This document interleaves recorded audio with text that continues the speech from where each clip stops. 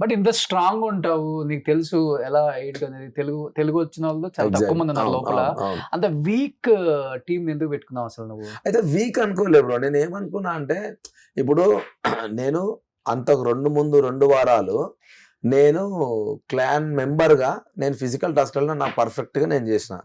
So నా point ఏందంటే week strong పక్కన పెడితే మన దగ్గర వచ్చిన టీమ్ తోటే మనము టీమ్‌ని లీడ్ చేస్తే యాస్ ఎ చీఫ్‌గా నా స్ట్రెంగ్త్ ఏందో నాకు తెలుసు. నీ అంటే వల్ల వాళ్ళు వీక్ అయిపోయారు. వీక్ అవ్వలేదు. ఏమైందంటే క్లియర్‌గా ఫిజికల్ వయలెన్స్ వద్దు అని అన్నారు. అది నాకు క్లియర్‌గా ఎవిడెంట్‌గా తెలుస్తా ఉన్నది. సో అన్‌ఫార్చునేట్‌లీ దెబ్బలు నాకే తగిలినాయి. మణికంఠకు దెబ్బలు తగిలి వాడు డౌన్ అయిపోవడము, నవెల్‌కి దెబ్బలు తగిలి వాడు కూడా కొంచెం నాకు బ్యాక్ పైన పడ్డరు, కొంచెం నాకు బ్యాక్ ఇంజరీ ఉందని వాడు చెప్పడం. సో ఇవన్నీ నాకు అక్కడికక్కడ తెలిసినాయి.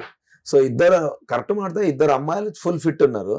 ఆదిత్య మొన్న ఆడుతున్నాడు కానీ కొంచెం ఆదిత్య మనకి ఏంది అని అంటే కొంచెం అన్నకు కూడా జర కొంచెం దమ్ వచ్చిందంటే అది ఇన్హేలర్ తీసుకొని కొట్టుకుంటా ఉంటాడు. సో ఇవన్నీ నేను అప్పుడు ఎక్స్పెక్ట్ చేయలేదు హానెస్ట్ గా. అంటే అవన్నీ గేమ్ ఆడతారు వీళ్ళు, వాళ్ళకి ఛాన్సెస్ రాలేదన్నట్టే ఉన్నా. నబీల్ అయితే 100% ఎఫర్ట్స్ పెట్టిండు ఫోటో దాంట్లో. కాకపోతే గేమ్ ఆడుతున్నాడు బాబు, వాడి మీద పడ్డారంట. సో బ్యాక్ కొంచెం పెయిన్ అనిపించింది మనోడికి. ఆల్రెడీ ఒకసారి ఇంజురీ అయిందంట. సో బ్యాక్ ఇంజురీ చాలా డేంజర్. అవన్నీ గేమ్లోకి వెళ్ళినాక తెలిసినాయి నాకు. సో నేను ఎవరు వీక్ అనుకోలేదు. నా దగ్గర ఎవరు వస్తే వాళ్ళ స్ట్రెంత్ పెట్టుకొని ఆడదామనే అనుకున్నా. సో ఆ ప్రకారమే ఫోటో టీంకి వెళ్ళినప్పుడు ఫోటో ఆల్బమ్ లో స్ట్రెంత్ నబీల్ అందరికంటే స్ట్రాంగెస్ట్ కాబట్టి నబీల్ని పంపించిన గెలిచినాం. సెకండ్ గేమ్ లో ప్రేరణ స్ట్రెంత్ నాకు తెలుసు. ఆదిత్య అన్న నాకు ఇంకా ఫిజికల్ టాస్క్లు నా స్ట్రెంత్ వాడుకోవట్లే ఎవరు అని చెప్పి అన్నారు కాబట్టి ఆదిత్య నాకు ఒక ఆపర్చునిటీ ఇద్దాం. ఎందుకనంటే నేను అనుకున్న ఫస్ట్ వీక్ ఏదైతే చీఫ్ నామినేటరో వాళ్ళు 2 వీక్స్ ఉన్నారు చీఫ్ గా. సో నేను కూడా ఒక 2 వీక్స్ ఉంటానేమో చీఫ్ గా. ఈ ఒక్క గేమ్ పోయినా ఆయన స్ట్రెంత్ వీక్నెస్ తెలుసుకొని నెక్స్ట్ గేమ్ లో మళ్ళీ ఆయనను యూజ్ చేసుకోవచ్చు. మనం ఆల్రెడీ ఆయన ఆపర్చునిటీస్ వస్తలేవని నా టీంలోకి వచ్చిండు. నేను కూడా ఇవ్వకపోతే వాళ్ళకి నాకు డిఫరెన్స్ ఉండదని నేను ఆయనకి ఇచ్చిన. కానీ అది ఫ్లిప్ అయింది. ఆ తర్వాత థర్డ్ బెలూన్ టాస్క్ లో నేను అందరిలో కంపేర్ చేస్తే నేనే బెటర్ వెళ్ళగలుగుతాను, నేను వెళ్ళిన. సో స్ట్రెంత్ వీక్నెస్ బట్టి వెళ్దామని ఆ ప్లాన్ ప్రకారమే దాంట్లో చాలా హడావుడి జరిగింది ఘోరంగా. ఎందుకంటే అన్న పాపం ఘోరంగా ఆదిత్య అన్న ఆడాలన్న కసి ఉన్నది. బ్యాడ్ లక్ ఏంటంటే అన్న చాలా టెన్షన్ పడతాడు. ఆ టెన్షన్ వల్ల పోయింది. ఆయన దానికి ఫీల్ అయింది కూడా. సారీ అబ్బాయి నేను చాలా వేద్దాం అనుకున్నా, మిస్ ఫైర్ అయింది అని. సో నేను అట్లా నడిపిద్దామని అనుకున్నా. ఇక ఎక్కడైతే ఎగ్ టాస్క్ వచ్చిందో ఎగ్ టాస్క్ లో నేను బాగా ఫీల్ అయింది ఎక్కడ అంటే మేము ముందు కొన్ని మాట్లాడుకున్నాం, దెబ్బలు తగులుకోకుండా మంచిగా ఆడుకుందాం రా, సరదా కూడా ఆడొచ్చు ఆ గేమ్ ని. మరి ఇట్లా బుట్టలు చింపుకొని చేతిలో బుట్టలు పట్టుకుంటే కాళ్ళతోడు దాన్ని ఇసిరేసి ఆడుకోవాల్సినంత గేమ్ కాదు అది. ఆడాలని కూడా చాలా ఫన్నీగా ఆడుకోవచ్చు దాన్ని. సో మనం అట్లా ఆడుకుందామరా, అమ్మాయిలు కూడా వాళ్ళ సైడ్ 4 ఉన్నారు, మా సైడ్ 2 ఉన్నారు, ఎవరికి దెబ్బలు తగలకుండా మంచిగా నీట్ గా ఆడుకుందాం రా అన్న ఇంటెన్షన్ మేము ఉండే. ఎందుకంటే డే 1 నుంచి ఫస్ట్ టాస్క్ అప్పుడు కూడా నిఖిల్ నేను మాట్లాడుకుంది అదే. ఒకసారి చెప్పాలంటే నిఖిలే అన్నాడు, మనం యాక్టర్స్ రా, బయటకు వెళ్ళిన తర్వాత మొహాలు ఖరాబ్ అయితే మనకి ఇబ్బంది అవుతుంది, మన కెరియర్ ఉన్నది, సో చూసుకొని ఆడుకోవాలి అని. అండ్ విష్ణు అండ్ నైనిక వీళ్ళందరూ కూడా పృథ్వీ నా క్లాన్లో ఆడుతున్నప్పుడు పృథ్వీ వెరీ అగ్రెసివ్ ఉన్నాడు, దానివల్ల దెబ్బలు తగులుతాయి, మీరు పృథ్వీని అనవసరంగా సపోర్ట్ చేస్తున్నారు, ఫిజికల్ వైలెన్స్ చేయకూడదు అని అన్నదంతా వాళ్ళే. ఇవన్నీ మాట్లాడిన వాళ్ళంతా ఇప్పుడు ఒక టీంలో వెళ్ళిపోయి వాళ్ళు మాత్రం ఇప్పుడు సపోర్ట్ చేశారు ఫిజికల్ వైలెన్స్. సో పృథ్వీ కూడా అన్నావు కదా, బ్లాక్ కామన్ సెన్స్ లేదు వాడట్లేదు. ఎందుకనంటే పృథ్వీకి చాలా సార్లు చెప్పిన ఏంటంటే ఇంకేదో పదం ఆడ పృథ్వీ ధమాక్ లేకుండా ఆడుతున్నాడు, బ్రెయిన్ లేని ప్లేయర్ అని నేను అన్నా. బ్రెయిన్ లేదా ఏదో అన్నా. ఎందుకన్నా అంటే పృథ్వీకి ఉన్న బ్లండర్ భయం ఒకటేంటంటే పృథ్వీ గేమ్ లో యాంగర్ వస్తే ఆ మాట అనడానికి కూడా రీజన్ అంటే వాడు మణికంఠ మీద ఫైర్ అయ్యి వాళ్ళ టీం మెంబర్ సీతు వాడిని ఆపుతుంటే కూడా సీతుని కూడా తిట్టిండు, నన్ను ఎందుకు అంటున్నాను.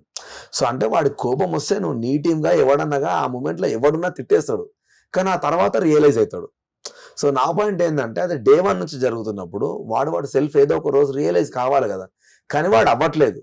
సో ఒక్కసారి వాడు గేమ్లోకి వెళ్ళి ఫిజికల్ దానికి వెళ్తే వాడు అసలు వినడు, మైండ్ అసలు యూజ్ చేయడు, ఆ ఆర్మ్ పవర్ ఆర్మ్ స్ట్రెంత్ తోటే ఉరుకుతాడు, ఎటు పడతాడు ఎవరికి ఏమన్నా కానీ అని. అలాంటి క్యాండిడేట్ ని ఆపాల్సిన బాధ్యత చీఫ్ ది, అంతే కదా, టీం మెంబర్స్ ది. ఎందుకంటే ఆ టీం మెంబర్సే వైలెన్స్ కి అగెనెస్ట్ గా ఉన్నారు. ఆ మినిట్ లా స్ట్రెంత్ వాళ్ళకుంది కాబట్టి వాళ్ళు సపోర్ట్ చేశారు. సో నాకు ఇంకా కోపం వచ్చింది, మరి అప్పుడు నీతులు మాట్లాడి ఇప్పుడు ఎందుకు ఇట్లున్నారని.